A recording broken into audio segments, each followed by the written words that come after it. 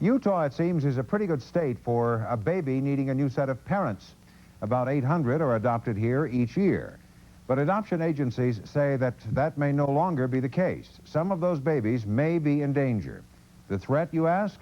Their own natural fathers. Utah law automatically takes away a father's right to his illegitimate baby if he does not abide by strict guidelines. But now the state Supreme Court says that may not always be fair, and that has the adoption agencies up in arms. Beginning tonight, Nightcast reporter Ken Connaughton outlines the battle in the two-part report on the adoption of baby boy Doe. I just want to get my kid and go live my life and be alone. Just everybody just leave me alone. Rudy Aguilar's son is nearly 2 years old. Rudy's never seen him, not even a picture. The boy was put up for adoption by his mother, Sandy Henderson. Under pressure from her relatives, she placed him with a Utah family who handed him over to an Oregon family who spirited him out of state. The process may not have been criminally illegal, but it was definitely outside the law. Yet everyone seems to have looked the other way.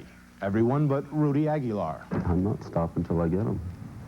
Do whatever I can, I got to do, you know, trying to do everything as legal as possible. The reason Rudy has to fight is Section 78-30-4 of the Utah Code.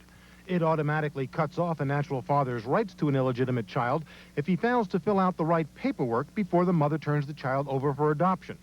This court held that Rudy hadn't complied with the law and therefore had given up his rights. Rudy appealed to the Utah Supreme Court. He argued he'd been misled and prevented from asserting his rights. The natural mother was telling him that she would go live with him down in Arizona, marry him, and raise the child in order to get rid of him. Had he known about the adoption, he would have been at the hospital, ready, willing, and able to assume the responsibilities of a natural parent. Instead, he was in Arizona, preparing a home when the baby was given up. Now the Utah Supreme Court has ruled Rudy's rights were violated, but he still doesn't have his son, and powerful forces are fighting hard to keep it that way. Tomorrow, we'll look at why. Ken Connaughton for Nightcast. And would be seen by people who had no choice but to walk by them.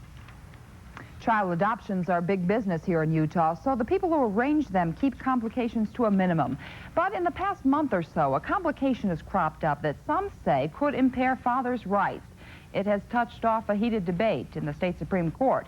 And in the second of a special two-part series, Nightcast reporter Ken Connaughton examines the controversy surrounding baby boy Doe. They're trying anything they can, because right now they don't have anything to stand on. So they got to come up with something else. Rudy Aguilar played the game by the rules, and he won. The court system that took away his son 2 years ago has now ordered him returned. But Rudy's battle isn't over. His opponents demand a rematch. At issue is the Utah law that says a father must formally claim his illegitimate child before the child is offered for adoption. Otherwise, he forfeits all parental rights. But in the Aguilar case, the court found that Rudy'd been lied to, actually prevented from complying with the law. And the court said it wouldn't be fair for him to lose his child through no fault of his own. But the court was sharply divided, and the 3-2 decision came down with a blistering dissent by Justice Daniel Stewart. He said introducing fairness as a guideline would destroy the system and hold children and adoptive parents, quote, hostage to fathers. Now the state's adoption agencies are lining up behind Stewart and begging the court to reverse itself. They say if Rudy gets his son back, it will, quote, produce heartache and uncertainty for illegitimate newborns and prospective adoptive parents and jeopardize a large number of past adoptions. They argue that any father who loses a child, like Rudy Aguilar, can show up in court later and cry foul. That threat, they say, could virtually shut down the adoption system. But Aguilar's lawyer says that simply isn't the case. If they want to facilitate adoption and meet the state's end of speedily placing that child, the easiest way to do it is ask the natural father if he wants the child. If they just do that up front, Martin says, fairness would not be a Supreme Court issue. There'd be no threat to future adoptions, and there'd be no more horror stories like Rudy Aguilar's. Ken Connaughton for Nightcast.